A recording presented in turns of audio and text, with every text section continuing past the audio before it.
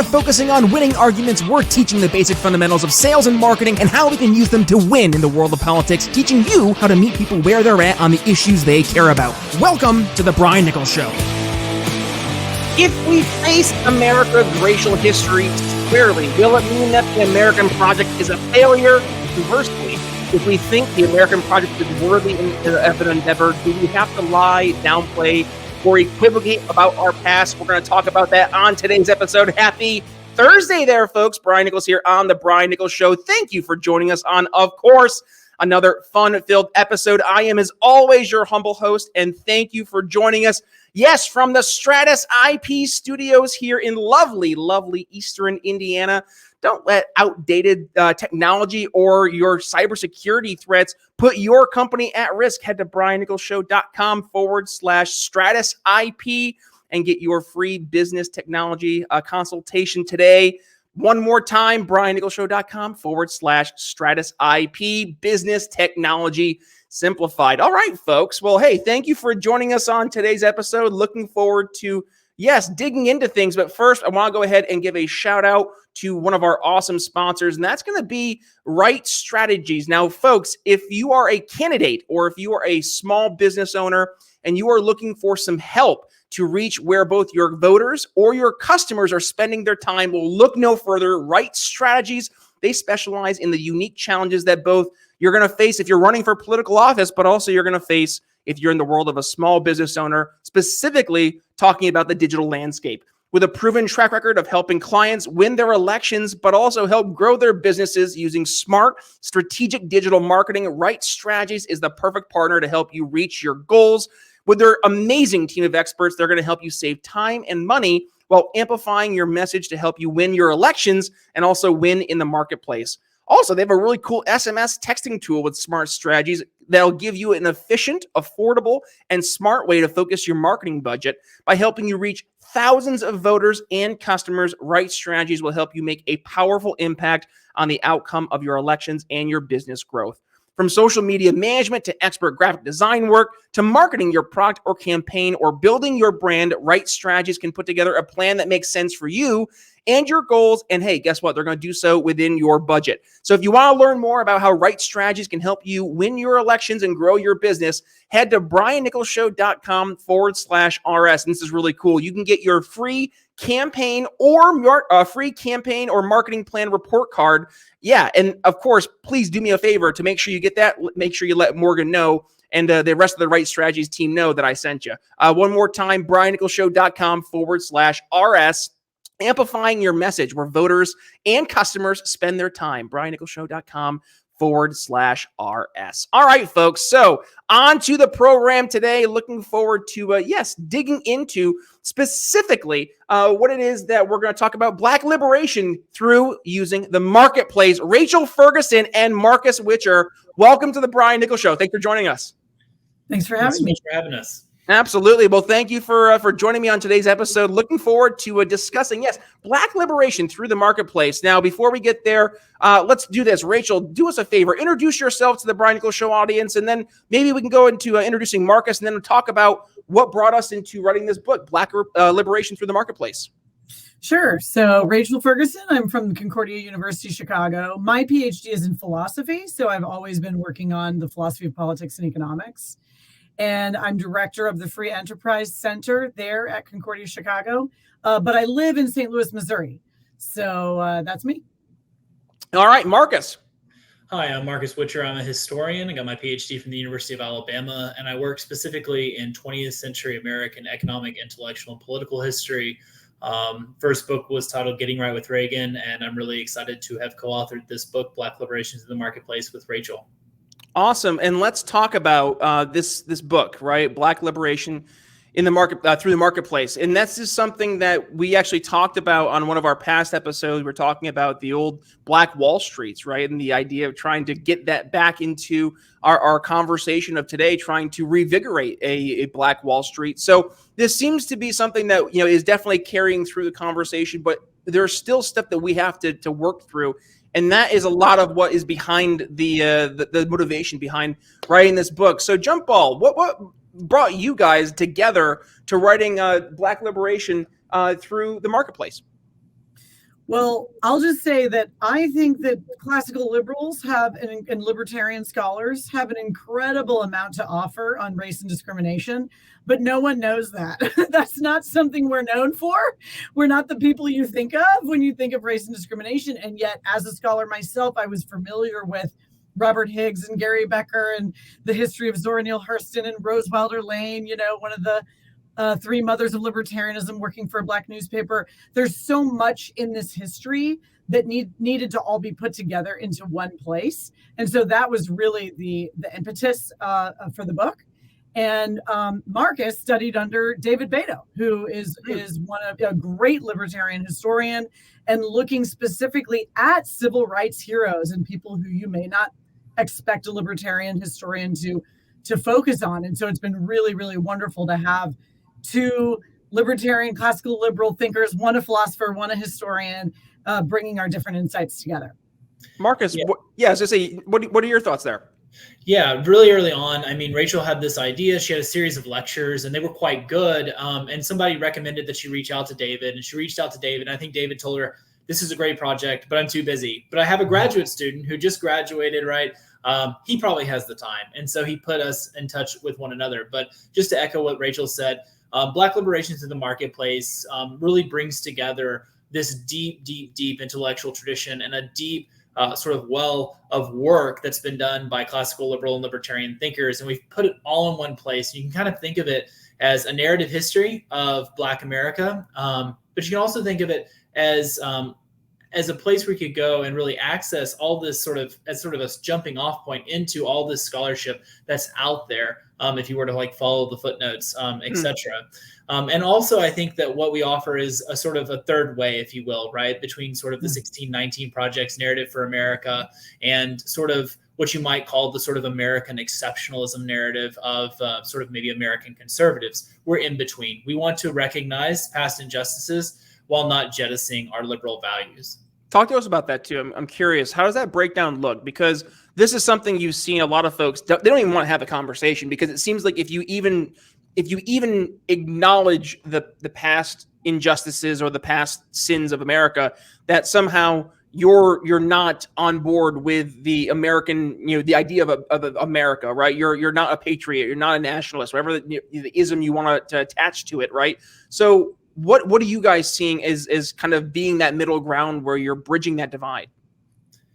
Yeah. Well, go ahead. Yeah. One way. I always tell my students, I mean, one of the things that makes America sort of exceptional is the fact that we're willing to actually grapple with past injustice that's been committed by Americans. If you think about the Soviet Union, you think about the sort of type of censorship about their past, about their history, about the Holodomor that Stalin committed against Ukraine, right? These things are swept under the rug. And so one of the things that actually makes America exceptional and great is the willingness to engage and to acknowledge, right, past injustices, whether it be against Native Americans, whether it be against Black Americans, whether it be against Japanese Americans, right? Japanese internment during World War II. Mm-hmm. Part of the greatness of our liberal society is that it's flexible and sort of able to account and acknowledge injustice without saying that, the fundamental ideals are flawed. And that's what Rachel and I have tried to do throughout the book, is demonstrate that the problems and the atrocities oftentimes that Black Americans face weren't because of market capitalism.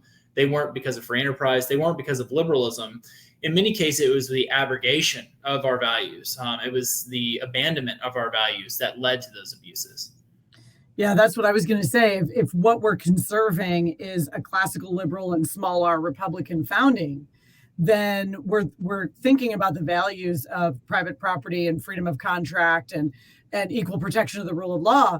And if I really believe in those things, and I really do, I wrote my dissertation on private property rights, okay? I really believe that this is part of human dignity, truly, then I have to be just as angry and upset when those things are violated among some subset of the population. And as a free marketeer, I have to really grieve the fact that a huge part of the population couldn't fully participate in the economy, and we all lost out on what they had to offer. And that's part of our story too. So if we really believe in the values that Americans ascribe to, then we have to, in a way, answer for the ways in which we violated those very values.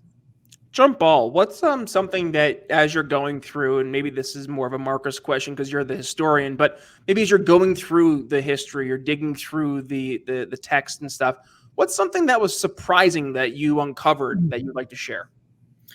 Yeah, I think the thing that always horrifies me the most is the convict leasing system that was set up in the United States during Reconstruction and just after Reconstruction.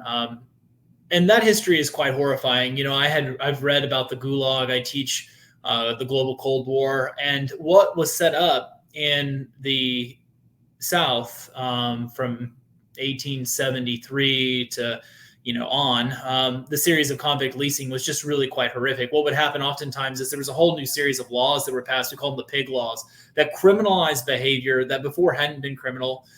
There were new vagrancy laws that were passed where if a black man was in a town, any white person could sort of stop them and ask them to identify themselves. If they couldn't identify themselves as part of the community, didn't have enough money on them, usually about $10, which is quite a bit of money in 1870s, 1880s, then a sheriff could take them in and charge them with vagrancy and hit them with fees. And then what that locality could do is rent that person out to a corporation such as the Comer Mines in Birmingham. And those people, predominantly black men, but some white men were caught up in the system as well, then went to work in horrific conditions in which we're talking tens of thousands of people died because of lack of food, sort of very unsanitary conditions, hard work, hard labor. It's even been described as, worse than slavery because there was no economic incentive of the corporation or the mines to sort of take care of the individual. And so those stories reminded me a great deal of sort of the work camps and the gulags in the Soviet Union. And I was really troubled when we delved into that history. Wow.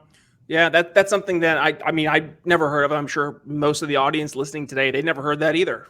Rachel, was there anything that you were going through that you uncovered that you were like, wow? Yeah, absolutely. Since Marcus did kind of a negative one, I'll do a positive one. Yeah, bring the positivity back. But I was as shocked by the convict leasing program as he was. The thing that shocked me, because I've been in the liberty movement all my life, is that I was unaware of what a role really proto-libertarians played in the abolitionist movement. To discover that William Lloyd Garrison was a free marketeer. I didn't know that. No one ever told us that in school. He was a serious free marketeer. He was a student of Richard Cobden in England, who was anti-corn law and anti-slavery. And William Lloyd Garrison said he wanted to close every tariff house across the globe. He was very extreme, and so were a lot of his followers. Frederick Douglass became a loud and proud classical liberal himself, and then you end up getting this stream of pro-black classical liberals, two of the founders of the NAACP. People like Rose Wilder Lane writing for the Pittsburgh Courier and fighting for black rights from a libertarian perspective. So it was really exciting actually to discover that, and maybe we're not known for that, but maybe we should be. There's actually quite a pro-black classical liberal tradition. Interesting. See, we're learning some new stuff every single day here on the episodes of the Brian Nichols Show. You don't usually sign up for that. Usually folks sign up for like the sales and marketing tips as it pertains to politics and business. But every now and then we'll get a history lesson. I love it. And hey, we'll uncover some new things every now and then too. So that's exciting too. But let's talk about this idea of black liberation. Yes, through the marketplace. And I think that's something that is super important to focus on because, and we talked about this on a past episode I mentioned earlier, where there used to be this Black Wall Street, right? And it was something that not only was a predominant area where blacks were having success, but in many cases they were outperforming their white counterparts in those areas. So what does that look like? Black liberation through the marketplace? Well, I think we need to remember that Black Americans are Americans. And they're very entrepreneurial. They have, as a community, obviously we're always, I don't want to say stereotyping, but we're always thinking statistically, right?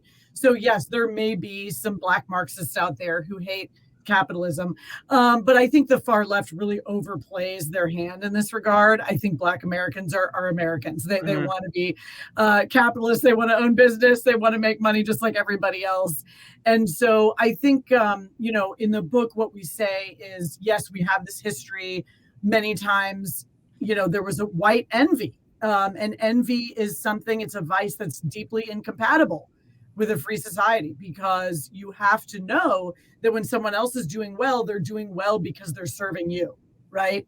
And so we're all winning together. And that's a really important insight, that if we lose that, we can become violent in our envy towards others. And so taking that as a history lesson, and then moving forward and looking at economic freedom as a major solution for Black Americans. And there's a ton of ideas that we discuss, but of course you have favorites of the liberty movement, like occupational licensing reform, good old lower taxes and deregulation, right? But many others, like, for instance, people who are on welfare, not punishing them for saving money, right? Treating them like savers, just like we reward rich people for saving, instead of treating them like mere consumers. There's lots of little things that we can do to free up Black America economically so that they can flourish as well.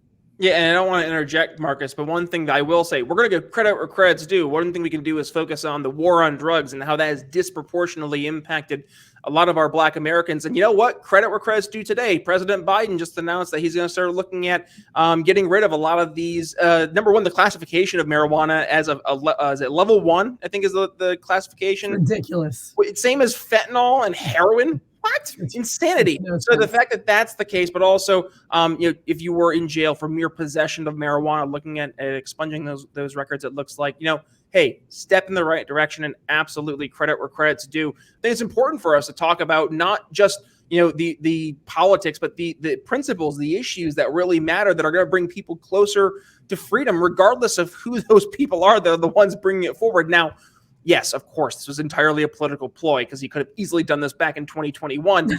But at the same point in time, I am not going to, cast any dispersions because of the fact that he's actually doing this now. So wanted to say that. I think that's a step in the right direction. Marcus, what were your thoughts?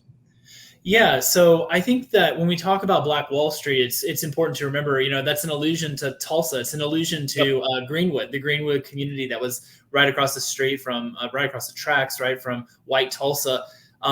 And I think the lesson, we go through that in sort of excruciating and painful detail in the book. But one of the lessons from that episode is that entrepreneurship was great. It lifted Black Americans in Greenwood to a level of prosperity that was on par with many of their white neighbors. But what broke down was the rule of law in Tulsa, right? And so Black Americans can be liberated through entrepreneurship. They can pull themselves up, as Booker T. Washington said, sort of, put your bucket down where you are, pull yourself up by your bootstraps, etc. But we've got to have, the adherence to the just rule of law, because without that, then envy, as sort of Rachel appealed to earlier, can kick in, and then you can have an atrocity like we saw in Tulsa. And so I think entrepreneurship is extraordinarily important. I think, getting the state out of the way, removing sort of regulatory barriers. And I think also it's really important that we recognize, right, the past injustices as communities. Like, I live in Montgomery, Alabama, and there's a lot of really good work being done here by the Equal Justice Initiative, by Brian Stevenson and others, to acknowledge sort of past injustices in a way that can bring both white and Black people who live in Montgomery and in Alabama together to sort of share in our past, right? And then perhaps once we've dealt with the past, we can reconcile and move forward together as simply Alabamians rather than white Alabamians or Black Alabamians. So, and Marcus, could you take a step further, maybe even like what does that look like? Because I think sometimes, and I'm not saying that that's what this is, but sometimes it's like we'll hear politicians say, like, yes, we're going to come together, and it just feels like an empty platitude. And it's like, well, what does that actually look like when we can say, yeah, we can move forward now? What does that moment look like? Rachel, do you want to talk about transitional justice? Yeah, I mean, I think one of the ideas, and we borrow this from our friend Anthony Bradley at the King's College, who's a Black classical liberal thinker. He's applying this idea that's really from international situations called transitional justice, post-apartheid societies and things like that, that has to do with handling the past well. And I think one of the confusions, it's like you can fall off the horse on either side, right? So if you go totally on the social justice side, what you end up doing is it's like a mission creep. You want to sort of address every possible oppression ever, and then you end up inventing some that don't even exist, right? And you're rolling them all in. And so nothing is really ever addressed, right? If everything is being addressed, nothing's being addressed. Then on the other hand, you have la, la, la, I don't want to hear it. We fixed it. Let's move on. Right. And that doesn't really work either, because these wounds are very real. Mm-hmm. And so I think one of the things that conservatives and libertarians and classical liberals can add to this project of transitional justice is keeping our projects hyper local and hyper focused on real crimes that actually happen. So I always use the example of the Bruce family. The Bruce family in California had a black beach. They were harassed constantly by everyone. And then finally the city just took it. Eminent domain abuse, right? The city just took it. And then years later now, finally, the Bruce family has received that beach back, and it's worth millions of dollars. Good for the Bruces. That was their property. It should not have been taken, and it was right to return it. So there are cases like that where we can actually fix what happened. And there are other cases where we just need to properly memorialize it, right? We need to have the right kind of institutional memory for people who survived. And I think sometimes there's too much talk about, when we talk about things like reparations or institutional memory, we're always going way back to slavery. But Jim Crow is in living memory, my friends. Mm-hmm. We have friends who perpetrated it, and we have friends who suffered through it, and they're still alive. Yep. And so there's a lot we can do to memorialize those people and honor their memory, and their children are still, paying for what happened. 1985. So I lived in Philadelphia for about 7.5-ish years until I moved out here to Indiana back at the beginning of the year, because things got really bad. But one thing I didn't realize in learning about Philadelphia history as I was living out there, 1985 was the move bombings. And for those of you who are unfamiliar, there was a group of, I'm not sure what you'd want to call them, activists, more or less, in a predominantly black neighborhood. And the city of Philadelphia police department and them did not get along, and there was a standoff of some sorts. And the rational thing that the police department did was, of course, to firebomb an entire row of row homes. Now, for those of you unfamiliar with Philadelphia and how the housing looks in Philadelphia, every home in greater, like the actual city itself, are all connected. They're all row homes. So you have usually like a 1,100 or so square foot rectangle row home that's connected. So what ended up happening was 300 people lost their homes. 11 people lost their lives. I think half of them were children. So this is 1985. That's not even just 37-ish years ago, 38 years ago. So you talk about being fresh in memory. It's not even a matter of it having to be Jim Crow or slavery. It's a matter of people that I was probably neighbors with that saw this happen and had family that was impacted by it. Because 300 families, you don't think that it's exponentially more than just those 300 families. It's them and then their surrounding families, their friends, their community. They are all impacted by it. So yes, the wounds are very real. It's something that I think we have to, not just as libertarians, but also in the greater liberty movement, conservatives, Republicans, I don't care what you identify as, we have to do a better job in having these conversations, because the wounds are there. They are real. So thank you for both Rachel and Marcus helping raise this conversation up onto our regular discourse. So with that being said, we are already, unfortunately, at the part where we have to get ready to start saying goodbye. But before we get there, final thoughts for the audience. And how about this? I'll kick things off for you guys, because I'm going to go ahead and put the old feather in my cap. Episode 600. We are there today, folks. 600 episodes. Cannot believe it. And I truly cannot do it without all you guys out there, the Brian Nicholas Show audience, the tens of thousands of folks out there who listen to the episodes that we drop 5 days a week. I can't thank you guys enough. And honestly, we wouldn't be doing this unless we knew it was making a difference. And hey, it is. We're able to go out and have the opportunity to go on platforms like Tim Pool, and Timcast, and reach quite literally hundreds of thousands of folks in one sitting. Yeah, that's pretty darn cool. So thank you, guys. I'm getting all choked up. Thank you very much. I really appreciate it. Rachel, final thoughts you have here for the Brian Nicholas Show audience today? Well, I just want to say this, which is that Marcus and I worked very hard to make this book very readable. This is written for a popular audience, and it moves. It moves right along. We cover a lot of ground, and we move quickly. And we're getting really good reviews. So please actually buy the book. I know it's fun to listen to podcasts, but there's so much more in the book itself. And I would love for you to actually read it and review it on Amazon and follow me on Twitter and tell me what you think. Please engage with the book. Perfect. Marcus. Yeah, I think that Americans, to jump off of what Rachel just said, are searching for a sort of a new narrative, right? And that narrative is currently being provided by the loudest voices on the left. Okay, we've got the 1619 Project, and they're putting forward a particular narrative. What we offer your audience, what we offer Americans, is a narrative that really does address past injustice, true injustice that happened in the past, without jettisoning those founding principles that we all love, well, most of us love as Americans, right? And so I really do think that the book is important for a variety of reasons, not just because we wrote it. We wanted someone else to write the book, but we eventually were like, no one else has written the book, so someone has to write the book. And I really do think that Black Liberation Through the Marketplace offers a true narrative that addresses past injustice, but also a hopeful narrative of how we can come together as Americans and move forward into the 21st century. Black Liberation Through the Marketplace. Rachel Ferguson, Marcus Witcher, thank you for joining us today. And folks, I guess a couple things. We have some homework here for you. Number one, if you got some value from today's episode, well, number one, go buy this book. We'll make sure we include the link in the show notes so you don't have to go ahead and hunt down the book. But again, just go ahead and search Black Liberation Through the Marketplace. You'll find it over on Amazon. But yes, we will include it for you in those show notes, as I mentioned. That's number one. Number two, share today's episode. When you do, please go ahead, tag yours truly at B. Nichols Liberty, tag Rachel at Liberty Ethics. Don't tag Marcus. He didn't want to be tagged on Twitter. But you can make sure you let Rachel know that you enjoyed hearing Marcus on the episode. But number three, if folks, you really enjoyed the episode, well, go ahead and give us a 5-star rating and review and tell us in the notes that you particularly enjoyed this episode today. I know other folks like to hear about it as well. And otherwise, thank you, Rachel, Marcus, for joining us. I know this is a very important conversation. And yeah, we're going to keep on having it. So thank you for joining us. And otherwise, folks, by the way, I'll make sure I include that other episode I was talking about where we are talking about renewing Black Wall Street right here.